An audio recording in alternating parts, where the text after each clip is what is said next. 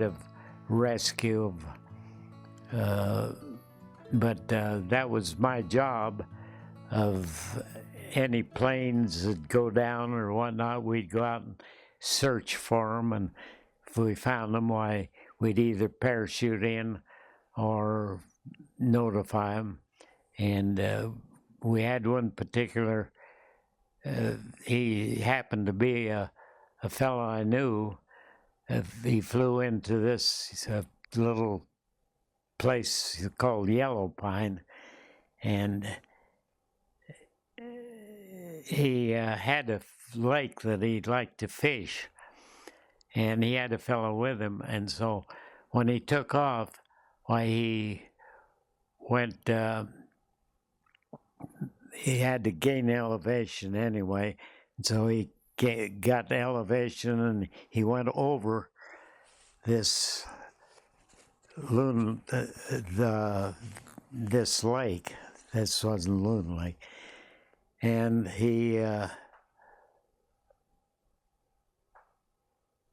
made a chandelle turn. That's a quick turn up above this little lake up in there. And the downdraft coming over the mountain pushed him down, and he crashed. Well, I'd been in Missoula, smoke jumper deal, and we went out. They wanted me to take some crew and went out and wanted me to find the plane. Well, I knew where it was, or I thought I knew where it was, because when we flew in, well, I told the pilot, I said, I see just a shimmer of smoke coming up from there, and I said, that might be from the plane.